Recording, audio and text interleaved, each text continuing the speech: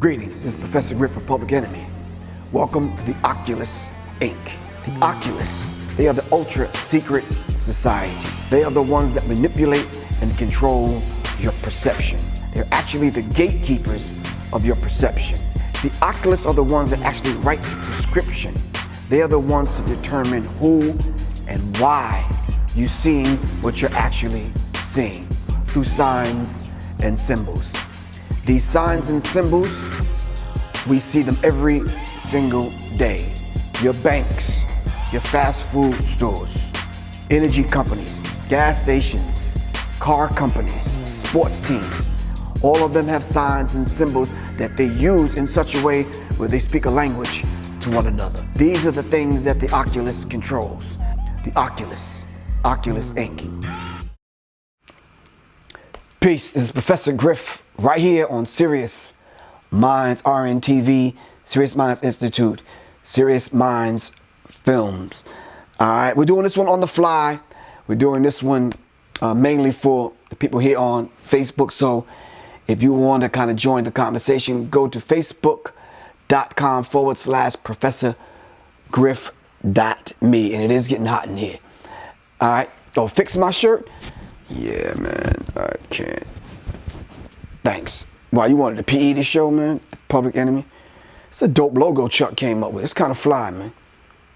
But anyway, this was on the fly, and I need y'all to kind of Google some stuff real quick so we can have this conversation, because I'm solely going on what you have to say to me, not necessarily me to you. I'm going to lay a base. I'm going to put it out there, and let's have the dialogue. All right, let's make it happen. I want to talk about, of course, y'all see the title already on Facebook, R. Kelly, I admit it, or I admit, yeah. When I first heard it yesterday, I said to myself, all right, is that something even I want to talk about? In the context of what's going on in the world today, and especially in this country with sexually transmitted demons, what's going on in this country with black men being accused of inappropriate conduct when it comes to women, especially with black women, the Bill Cosby case, the R. Kelly case, the Nelly case, I think they try to come at CeeLo Green. Wow, it's just been a slew of just situations. I'm only talking about the black side of this thing right now. We're not talking about the white side of it just yet. We can talk about that at another time. But I want to see what y'all have to say about this particular thing. So, yeah, so R. Kelly, I admit it. Now, so I can admit I used to be an R. Kelly fan. Brother have talent, which most of the entertainers getting to that level have some degree of talent. We're not taking that away from R. Kelly. At that particular time, I never looked behind the scenes at what any of these artists that I knew, have shook hands with, have met either backstage or at a party or at a social event, Soul Train Music Awards, BET Awards, MTV, or all of the things that I was kind of frequenting. I never thought to look behind the scenes because I really didn't care about you are, what's up, how you feel, we both artists, what's good. Until I started having children and they started growing up. And I'm like, wow, this is critical, man. So I'm looking at my daughter, Takia Shah. Y'all may know her on here as Kiki. And I'm like, wow, would I want that to happen to my child and no one saying anything? Nah, I said to myself, no. And then when the thing happened with R. Kelly, with him pissing on a 14-year-old, as y'all already know, I was blown, man. I was like, wow, it's about to be on and popping, man. I was like, wow. I got so angry at that situation, man. I'm calling brothers up. I'm like, look, man, I'm about to charter a bus. We about to go to Chicago, Harvey, or wherever he live. We about to go knock on dude's door for real, man. We're going to find dude. I was about to put out wanted posters and the whole bit. I'm like, That's out of bounds, man. You don't do that. You don't piss on no child, man. You understand what I'm saying? And then the whole idea of sex trafficking and children, and then I started studying Pizzagate, and I'm like, wow. I'm scratching my head, man. This is how we treat our children? I think it was Nelson Mandela says you could tell the soul of a nation by how it treats its children. So it affected me. I can admit it. I don't know if y'all know it or not. I think my cousin Carl Simpson is on here. He might know. I went to the PSTI. If y'all don't know what that is, that's an organization that got together to train people that wanted to go into law enforcement work in special fields. So I went through the training. All right. And I did some extra training. How many of y'all be getting these scams that come up on your phone 14 damn times a day? Like, sometimes I just answer and let them talk, just like, you know, but anyway. But I went through the training, and it was a critical thing simply because I wanted to go into that particular field, which is Child Protective Service. That's all I wanted to do. I went to the military to get trained.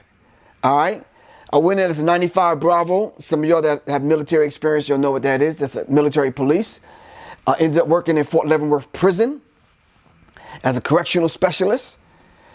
I came out of that, and shortly out of that situation, that's when the S1Ws thing happened with Unity Force. And so I had the training, I had the know-how, I had the leadership abilities and capacity to do things.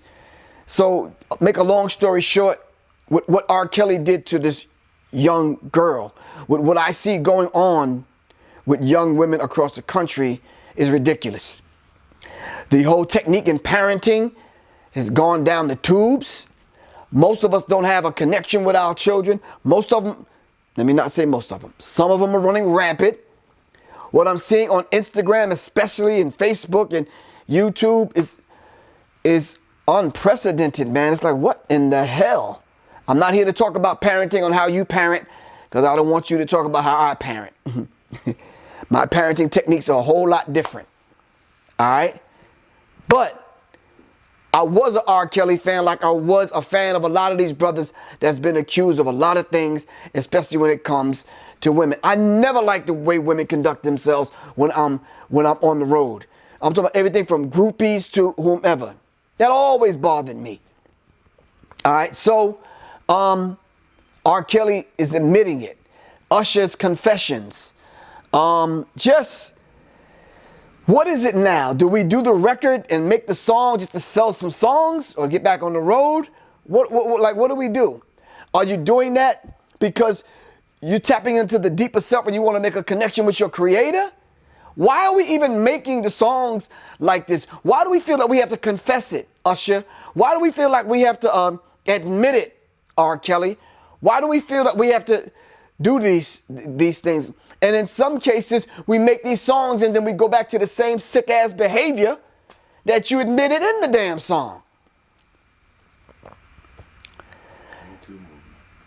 Yeah, the whole idea of the Me Too movement. I'm happy and I'm glad that women are speaking up and out. I don't want to sound tough on here. No, I really don't, because if any of my nieces and nephews, my nieces and cousins would have called me and said, Uncle Griff, yada, yada, yada, whoop-de-whoop, so-and-so and so-and-so, it'd be a whole different ball game. Trust me, it's a whole different ball game. Seriously. Yeah. But anyway, R. Kelly, so I'm talking to my people here in Facebook. Did y'all hear it? Let me tell y'all something, man. We're trained in FOI. That's the fruit of Islam, the military training of men, the name given to the military training of men here in North America. If you touch the headscarf of a Muslim woman, God forbid, put your hands on her. God forbid, do some of these other things that I hear that y'all doing to black women. You will find an army of brothers tracking you down, Me being one of them. All right? And then not only brothers with bow ties, but you gonna see some other brothers in black uniforms with black boots. Then you might see some other brothers don't care nothing about this, but that's just going on my word. You understand what I'm saying? So I wouldn't advise you to do that. But we do expect something from the Muslim women on how they conduct themselves. This is why you rarely see this happening to Muslim women, especially in the nation of Islam. I'm just throwing that out there. Okay. Now, R. Kelly, I admit it. Did y'all hear the song? I listened to the song. And, yeah, so the question, not, he said this, he admitted he can't read, really. He admitted he can't really write. He admitted that he be bagging chicks on the road. That's obvious. He admits a whole bunch of things. That's the obvious. All right, where did you get that mindset from? What is it? Because there's a lot of R. Kellys, all right, in the black community that are predators, that got their eye on 14-year-olds and 13-year-olds. You understand what I'm saying? So, no, this is a conversation that we need to have, but I don't want to tell it from one perspective. I don't want me to stand in front of this camera and be like, Professor Griff, this is how I feel, this is what I think, this is my opinion, yada, yada, yada. This is what I'll do if this happens, and I don't want to do that today. I want to get it from you. All right? I want to get it from you. Brother said, I haven't heard the song yet. It's a 19-minute song. Did you know that? It's 19 minutes. This is almost like confession when you go into, don't the Catholics do that? Stepping into the confession booth? It's just to get it off your chest. Maybe he needs to do that. I'm not sure. But 19-minute long song about what he confesses and what he admits. All right? So, hold on. What is it about the mentality of these, all right? Some people I heard, and I saw them on YouTube and other places, taking bits and pieces of what it is and kind of attacking R. Kelly. I'm not here to do that. We love all our people, but this is just going to have to be some older man to younger man, tough love. If you're admitting it, there's nothing wrong with you getting the necessary help that you yourself admitted that you need. Then get the help. All right? You got to have food to eat, otherwise they will try to starve us. Yeah, we got community gardens. We got brothers and sisters that's sitting on land. We got to grow our own food so we can feed ourselves. You're never, ever going to win this war, all right, with your mouth and your stomach in your enemy's kitchen. Not going to happen. As long as you still going to McDevil's, Murder King, Drunken Donuts, Toxic Hell, Pizza Slut, Kentucky Lied Chicken in these places, not going to happen. You always going to be sick. All right?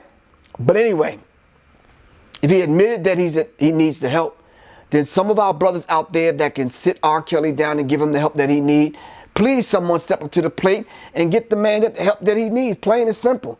This is not a throw. I'm not throwing darts at R. Kelly. We do too much of that. All right? Let's get him the help that he needs. Let's get him the tough talk. All right? He already admitted it in the song that his homies around him be telling him. Now, there were some people that I knew that was around him back in the day, and it was telling me some stuff. I'm like, damn, man, it's not good, bruh. I just hope he don't run across my daughter and pull some of that, and that's not going to be a good thing. I'm just saying, let's get some, because there's a lot of R. Kellys out there. Trust me, it is. They need to get the help, the necessary help that they need. We're going to talk about mental health. We need to talk about sexual behavior with young teenagers. We need to talk about the smart condom. All right. We need to talk about sexually transmitted diseases that are psychic and spiritual and physical. We need to talk about how social media, how movies and television shows and these worshiping some of these artists affect young people as opposed to getting information. Listen, right now I can say to y'all, how many of y'all are parents? How many of y'all are parents? And be honest with yourself. How many of you really truly sat down and had that conversation with your son or your daughter about the birds and the bees? Some of y'all are afraid to. Some of y'all don't know how to. All right, we need to have that conversation. Sunshine Daniels. Yes, that sounds back in the day. Story, my mom let my cousin stay with us because that's what's happening now. Something is going on in the home. You'll find cousins and nieces and that kind of thing going to stay with other family members because mom probably got a boyfriend in there who becomes the stepfather who looking at the young budding teenagers. Yeah, no. All right, so let's understand this particular dynamic and how we're dealing with this and how we should deal with this from in the future. There's different ways that different people deal with it. We have to be able to talk to the family members. All right. We have to be open when the young girl steps up and says, Mom, I need to talk to you. So-and-so has been touching me at night, or so-and-so has been coming in my room, or something.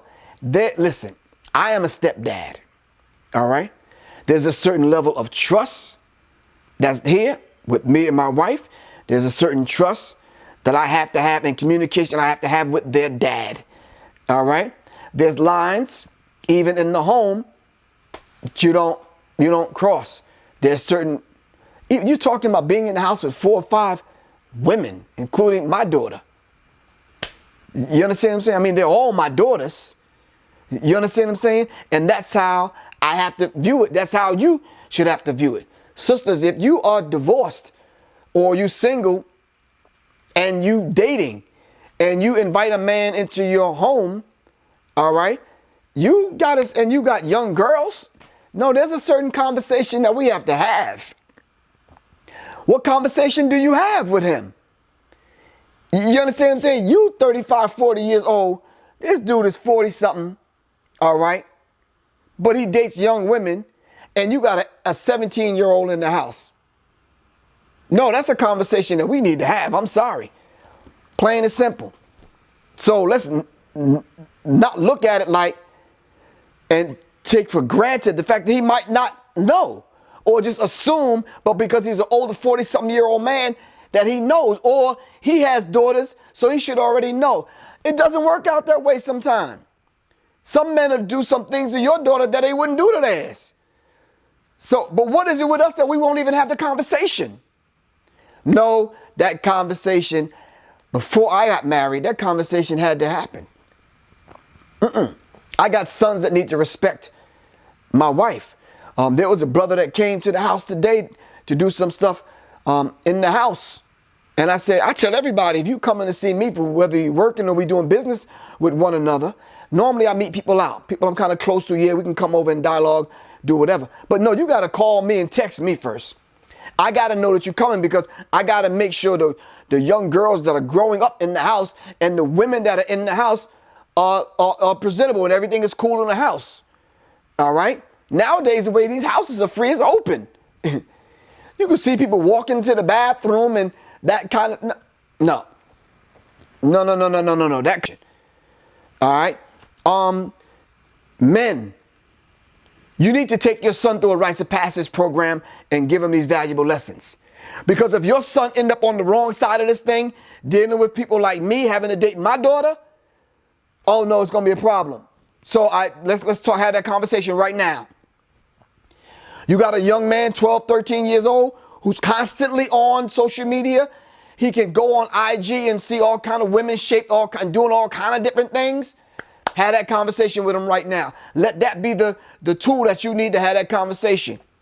Scroll to one of them chicks' pages, go to it and ask them, what you think about that? Use that as the bridge to have the conversation. Now let's talk. Let me tell you something. As a young man, yada, yada, yada, we will put some things in place. Bring him from boyhood to manhood so he's not the next dude that end up molesting a young girl. All right? We got to put protocols in place. You absolutely correct, Mr. Muhammad. We got to put a protocol in place. I'm putting a protocol in place in my home, all right, So when my young daughters go from girlhood to womanhood via the program that my wife set up for them, then they should expect that on the other end. All right. First question that needs to be, we need an ask circle. Let me say that correctly, so for some of y'all get it twisted. Ask, A-S-K, not A-S-S. A ask circle. Some of y'all call it different things in your culture.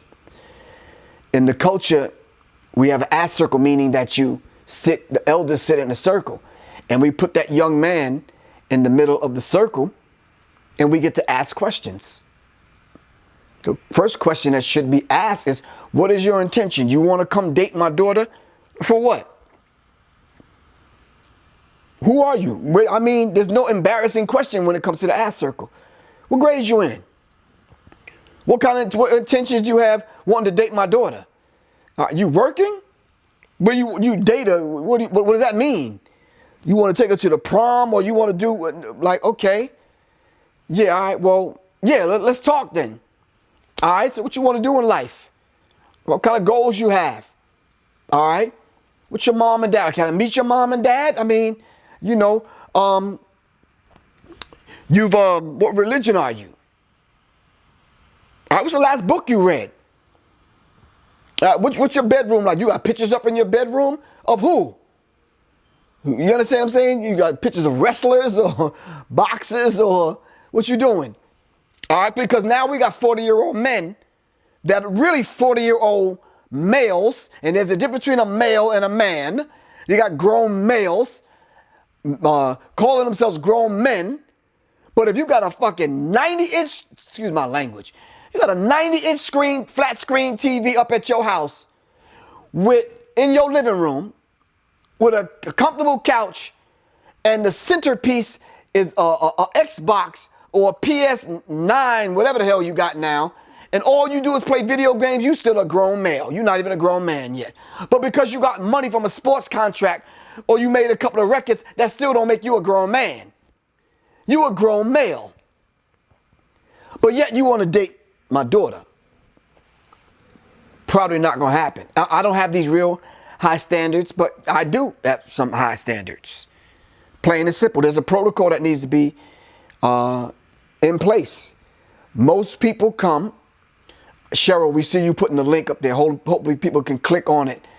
All right. If you want that, send me that information, Cheryl. I'll put it up. All right. Just get it to me. SiriousMindsinfo@gmail.com. There are a lot of olders in the community and not elders. There's a difference between an older and an elder. Let's get that straight. All right. So there's just certain things, but because you have money, that don't make you a grown man. Because you can pay bills, that don't make you a grown man. I used to tell a story about the young dude growing up, and his mom and dad always used to tell him, shut up, boy, you don't pay the bills in this house. He started selling so much drugs by 17, 16, 17, 18, he was paying the bills in his house. And he ended up telling his mom, no, you shut up, I do pay the bills in this house. Because you make money and pay the bills don't make you a grown man.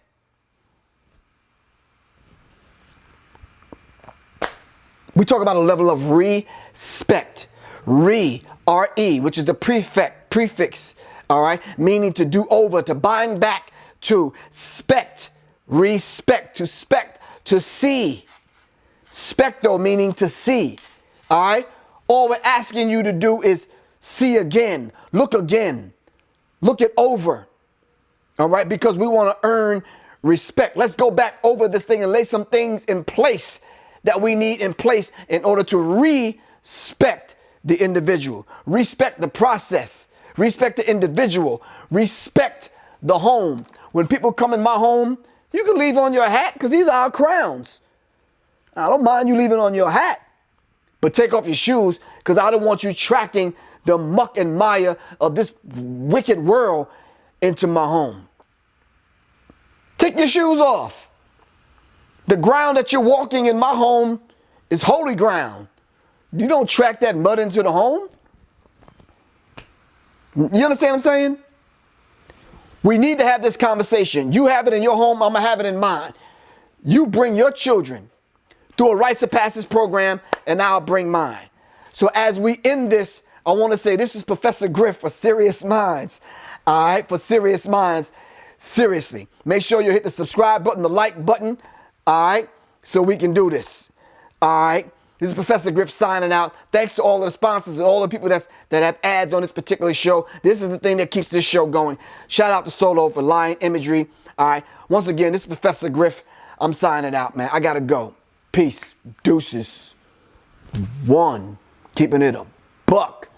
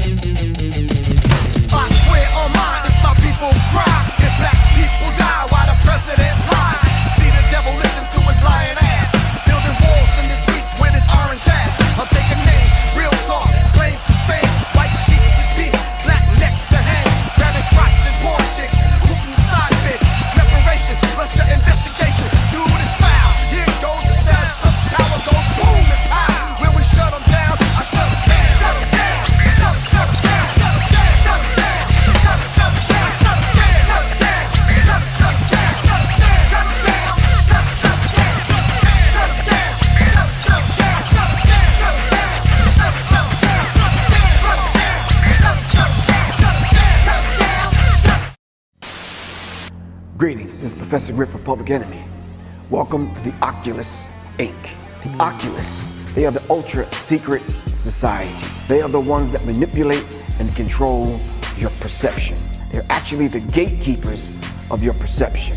The Oculus are the ones that actually write the prescription.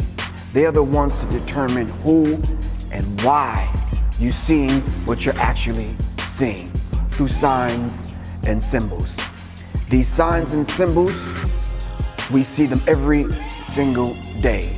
Your banks, your fast food stores, energy companies, gas stations, car companies, sports teams, all of them have signs and symbols that they use in such a way where they speak a language to one another. These are the things that the Oculus controls. The Oculus Inc.